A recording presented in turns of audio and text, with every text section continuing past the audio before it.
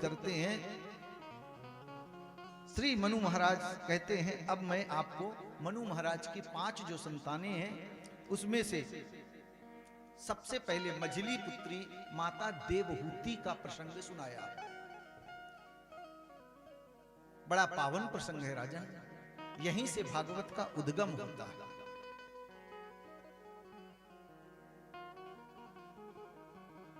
मनु महाराज की 3 बेटियों में से जो मझली वाली है जिसका नाम है माता देवहूति।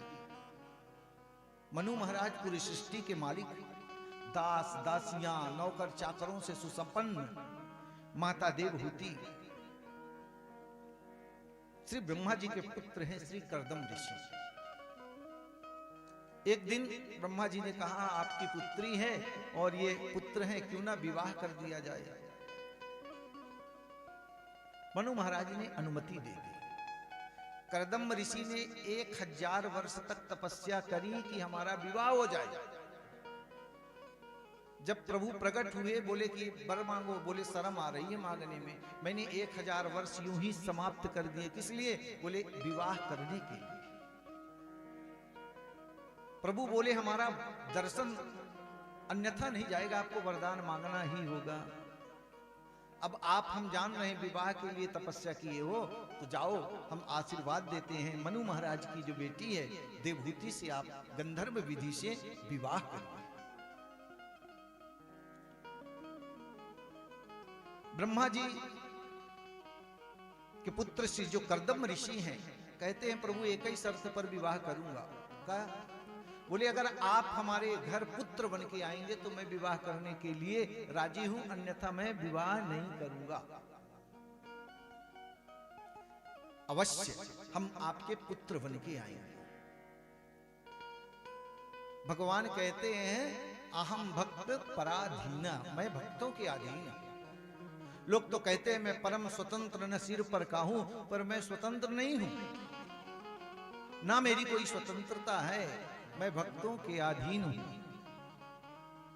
माता देवहूति का राजन विवाह कर्दम ऋषि के साथ संपन्न हुआ। यह प्रसंग बड़ा पावन प्रसंग है राजन, ध्यान से हम सब सुनिए। कर्दम ऋषि फक्कड़ महात्मा, रहने के लिए कोई न घर है न महल है, झोपड़ी बनी हुई है।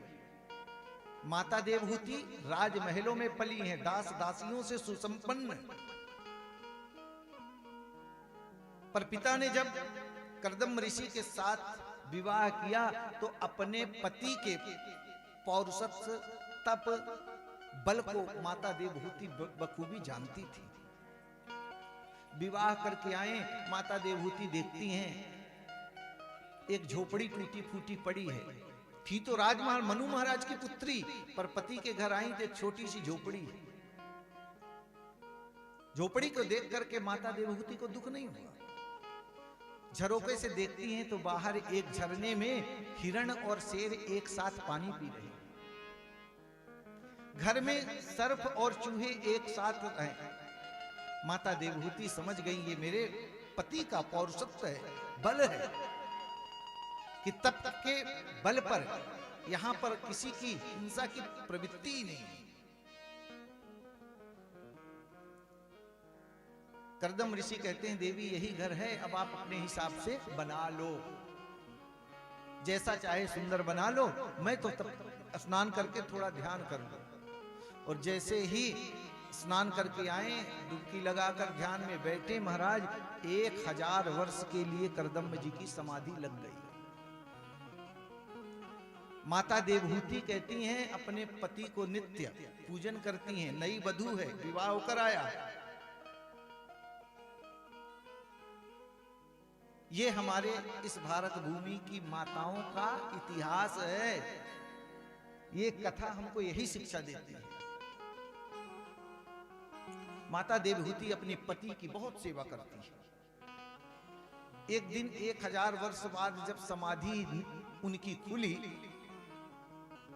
माता देवहूति बूढ़ी हो गई, बाल पक गए। कर्दम जी ने पूछा, कौन हो देवी? तब बतलाती हैं परिचय, स्वामी मैं आपकी दासी मनु की पुत्री आपकी पत्नी देवहूति हूं, जिनको आपने विवाह करके लाया था। वो तो तुम अभी तक रह गई इतने वर्ष तक। बोले पत्नी के लिए तो एक ही धर्म होता है, किसी भी हाल में, किसी भी परिस्थिति में अपने पति का परित्याग नहीं करना चाहिए। जिया बिनु देह नदी बिनु बारी, तैसे उनाथ पुरुष बिनु नारी, तैसे उनाथ पुरुष बिनु प्राणनाथ तुम बिनु जग माही, मोको सुखद कतऊ कछु नाहि,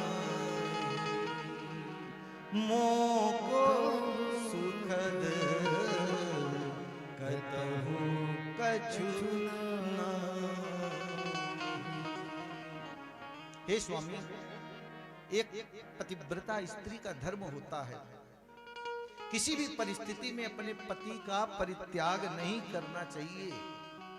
चाहे वो कोढ़ी हो, लंगड़ा हो, अंधा हो, अगर जो स्त्री अपने पति का परित्याग करती है वह रौरव नरक की गामी होती है। माता देवहूति अपने पति कर्दम ऋषि से कहती है। कर्दम ऋषि कहते हैं, हे देवी, मैं तुमसे प्रसन्न हूं, मांगो, क्या वर मांगती हो? माता देवहूति अपने पति के बल को, तप को जानती थी। स्वामी, अगर देना ही चाहते हो तो हर स्त्री की एक ही ख्वाहिश होती है, उसके घर में बच्चे की किलकारी हो। बस इसी के लिए मैं आपके श्री चरणों में आई हूं। अवश्य माता देवहूति को ले जाकर के सुंदर ब्रह्म सरोवर में डुबकी लगवाते हैं। हजारों दास दासियों के सहित 18 वर्ष की उम्र में मां देवहूति प्रकट होती है। आकर कर्दम ऋषि को कहती हैं, देव प्रणाम। लेकिन फिर भी माता देवहूति प्रसन्न नहीं है। क्या बात है देवी, अभी भी आप नाराज हो? बोले नहीं स्वामी, बस एक ही क्षोभ है। क्या? बोले कहां मैं 18 वर्ष की और कहां आप हजारों वर्ष के, जोड़ी नहीं मेल खा रही। तो क्या करूं? बोले आप भी डुबकी लगा लो ना स्वामी, तो एक बराबर हो जाए जोड़ी, तभी सही है। कर्दम ऋषि भी उस ब्रह्म सरोवर में राजन डुबकी मारते हैं, सुंदर नव यौवन प्राप्त कर लेते हैं। अब माता देवहूति की कामनाओं को पूर्ति करने के लिए कर्दम ऋषि ने अपने तपबल कामद विमान को प्रकट किया। ये एक ऐसा विमान है जिसमें जो इच्छा करो वो सब कुछ है। जितना विस्तार, दास दासियां, बाग, जो भी इच्छा है वह सब कुछ उस कामद विमान के अंदर है। उसका अंत है ही नहीं। बैठ करके माता देवहूति, तुष्टो हम अद्य तब मान विमान दाया, शुश्रूषया परमया परया च भक्त्या। श्री कर्दम ऋषि कहते हैं, मैं तुष्ट हूं, संतुष्ट हूं देवी। और 1000 वर्ष तक कहते हैं उस कामद विमान में बैठ करके संसार के समस्त सुखों को दिया। समय आने पर माता देवहूति के 9 कन्याओं की उत्पत्ति होती है, जिनको नवधा भक्ति कहा जाता है, जिसमें एक कन्या माता अनुसुईया भी हैं। 9 कन्या हो गई। कर्दम ऋषि कहे, देवी मैंने तो कहा था एक संतान होगी, अब तो 9 हो गई हैं, अब मैं जाता हूं तप के लिए। शास्त्र कहता है किसी भी परिस्थिति में, चतुर्थपन में वानप्रस्थ जीवन जीना ही चाहिए, चाहे कैसी भी परिस्थिति हो। कुछ लोग के जीवन में 2 तरह के वैराग्य बतलाए गए, एक मरकट वैराग्य, एक वैराग्य। मरकट बैराग कौन सा भैया? बोले घर में पत्नी से बच्चों से खटपिट हुई, अब तो हम चले जा रहे हैं यात्रा में, अब साधु हो जाएंगे। और स्टेशन पे गए और जैसे ही घर के बच्चों की याद आई, कौन जाता है? अरे अपने के बीच में तो लड़ाई होती रहती है, चलो चलते हैं, घर में ही रहेंगे। दूसरे को तो ये इसको क्या कहते हैं? मरकट बैराग। कुछ क्षण के लिए आया, समाप्त हो गया। और एक है राजन वैराग्य। वह वैराग्य जब आता है तो जीवन में आनंद ही आनंद है। 9 पुत्रियां हो गईं। अंत में जब 9 पुत्री हो गईं तो ब्रह्मा जी एक दिन आए, 9 पुत्रों को लेकर के आए और उन 9 देव बेटियों से विवाह संपन्न करा दिया। 10वें नंबर के नारद जी उस समय नहीं थे, कहीं यात्रा में गए थे, तो आज तक अविवाहित ही है। 9 थे।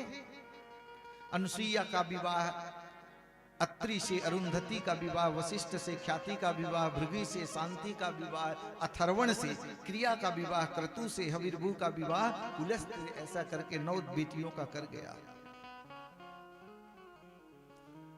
कर्दम ऋषि चलने के लिए दृढ़ होते हैं, पत्नी माता देवहूति चरणों में गिर पड़ती हैं, हे नाथ क्या कर रहे हैं? ये बेटियां तो पराया धन है, चली जाएंगी ससुराल, तो मेरा अविलंब क्या होगा? मैं किसके सहारे जीऊं? अंत में श्री कर्दम ऋषि रुकते हैं। कालांतर में एक पुत्र की उत्पत्ति होती है जिसका नाम पड़ा कपिल। बोलिए कपिल भगवान की जय।